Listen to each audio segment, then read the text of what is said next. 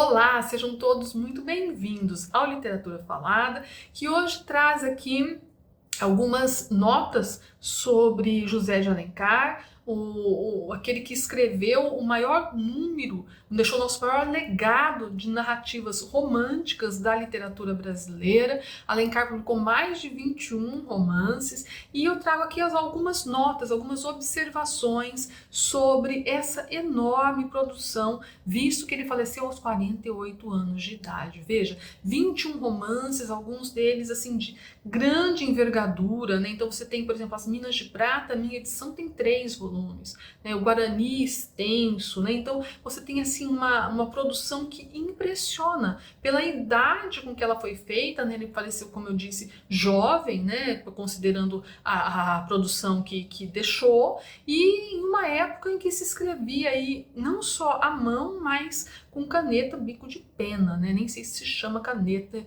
bico de pena, mas com bico de pena, quer dizer, então sem luz elétrica, enfim, né? É muito curioso, muito interessante. Eu começo destacando que um dado muito curioso: o próprio José de Alencar categorizou a sua própria obra. Ele, olhando aí retrospectivamente na publicação de Sonhos d'Ouro, um dos últimos trabalhos que ele deixou publicado, ele vai dividir a obra dele em 4 categorias. Uma espécie, como eu disse, de quadro retrospectivo. Ele diz então que a sua obra, sua narrativa, ela agregaria, grosso modo, 4 grandes tendências: os romances indianistas, os romances históricos, os regionais e os urbanos. Veja um dado curioso e bem afeito a um espírito romântico, né? É um projeto de abraçar todas as grandes etapas da vida brasileira por meio da sua prosa. Então, trata-se de uma perspectiva que o professor Alfredo Bose, da USP, disse que indica o quanto importava para o José de Alencar cobrir com a sua obra narrativa o passado, o presente, a cidade e o campo, o litoral, o sertão, e compor uma espécie de suma romanesca do Brasil. E que, como eu disse, mostra aí esse traço visceralmente romântico do escritor ao evidenciar o anseio, né, por uma evasão no tempo e no espaço.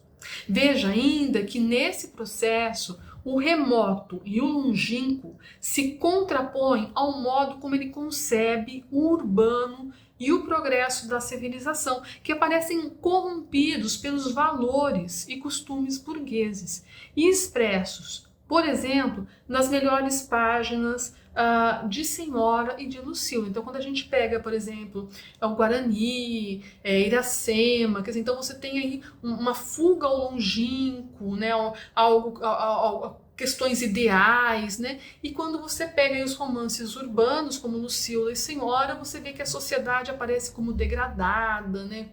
Então isso é algo tipicamente romântico. E trata-se de uma espécie de eixo que ele estabelece, né? E que acaba aí regendo a estrutura do conjunto de sua obra. Alencar, ainda trazendo o Bose aqui para o meu comentário, cioso da própria liberdade, ele navega feliz nessas águas do remoto e do longínquo, em contraposição ao presente, né, que é tomado aí com certo desapreço. Faz, enfim, uma crítica emocional à civilização, né, diferente do que fará, por exemplo, Machado depois, e essa crítica emocional apontava como alternativa a fuga para a floresta, para os pampas, para o índio, para o bandeirante, e uma postura aí que a gente poderia dizer que é meio ressentida e que não se distanciava daquela de alguns românticos emblemáticos, como por exemplo Sir Walter Scott. Deve ser lembrado ainda que o Alencar traçava com destreza, idealizada, é claro, o perfil das donzelas, dos mancebos e das figuras do tempo. Trata-se de um traço da sua narrativa que seria caro a Machado de Assis, que era leitor do Alencar.